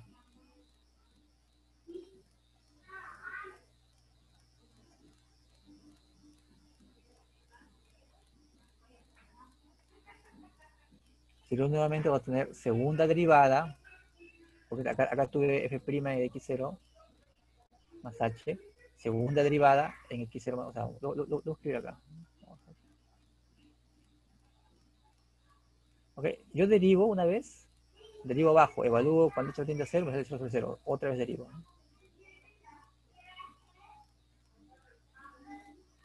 Derivé una vez, me salió f' en x0, derivé otra vez, me va a salir f segunda de x0. Esto se va porque, bueno, esto depende de h, derivas una vez, tienes esa constante, segunda derivada se va. Eso. Acá va a salir f segunda de x0. Abajo derivas una vez, derivas una vez, entonces tienes 2h, derivas otra vez, tienes 2. Ahora, cuando h tiende a 0, esto va a ser 0 siempre y cuando la segunda derivada sea continua. Entonces, eso hay que tener en cuenta. Segunda derivada continua. Entonces, esto se cumplía cuando había primera derivada continua. Entonces,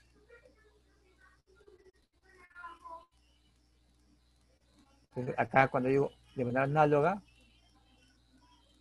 entonces, segunda derivada continua en x0. Esto va a ser 0. Efectivamente, vemos que podemos construir un polinomio al cual le vamos agregando potencias de 2, potencias de h, pero también la continuidad tiene que aumentar. Ahora, ese polinomio, ¿qué características? O sea, no, o sea, hasta sabemos cómo se comporta hasta el grado 2, pero ¿cómo se deduce? Simplemente estamos buscando un polinomio de grado, ya no sea 2, de grado n, tal que al evaluarse en 0, me reproduce todas las derivadas, hasta la derivada de grado n. Entonces buscamos un polinomio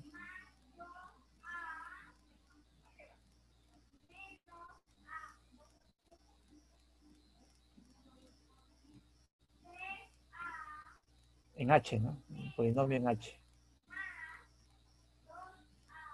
de grado n, tal que sería así, ¿no? La derivada de orden k, recuerden cuando k es 0, es la función original, evaluada en 0, me reproduce las derivadas de la función.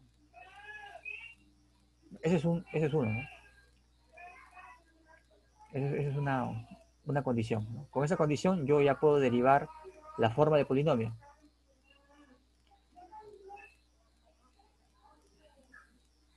Luego lo reemplazo y tengo que ver que este límite y que este coeficiente, o mejor dicho, que este residuo valga 0.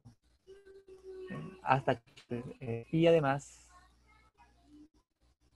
si Rn en h es simplemente f de x0 más h menos el polinomio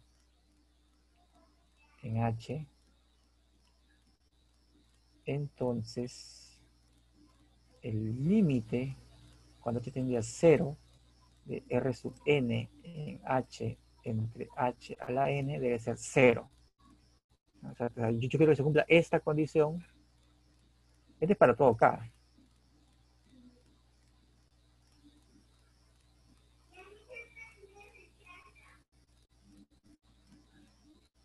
Para todo k.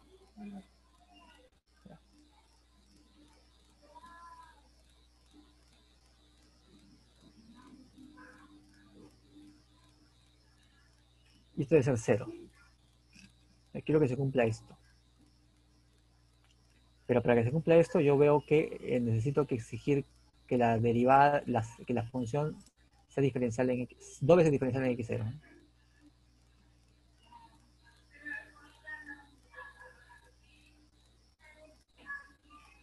O sea, que por lo menos exista que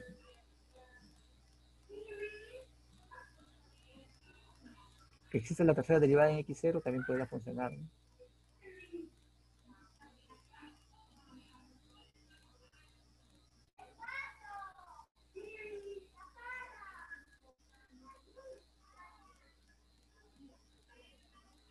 Okay. Pero bueno, esto sería lo que yo busco, ¿no? El polinomio aproximador, este le vamos a llamar este polinomio aproximador.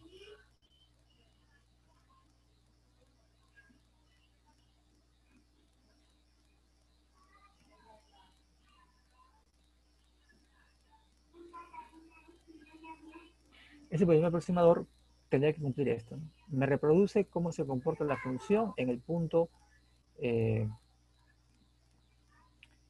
para h igual 0, ¿no? Pero para h igual 0, acá yo le he puesto f en 0 y no es así, es x0. ¿Okay? Entonces ese polinomio me reproduce el comportamiento de la función en x0. O sea, su valor, su primera derivada, segunda derivada, tercera derivada, hasta derivada enésima. Y además, para ver que cerca también, o sea, no solamente en ese punto, sino cerca, por eso pongo el límite, o sea, cuando estamos en una vecindad de h, entonces esta diferencia entre h y la n tiene que ser 0, o sea, tiene que ser bien pequeña.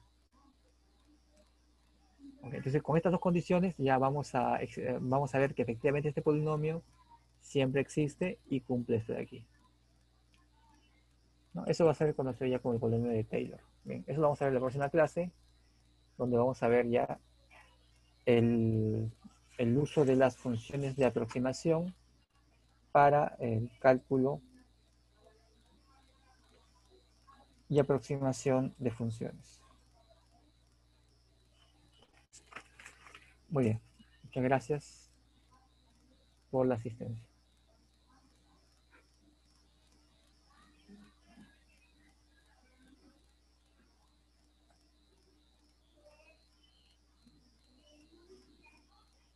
Buenas tardes, hasta luego.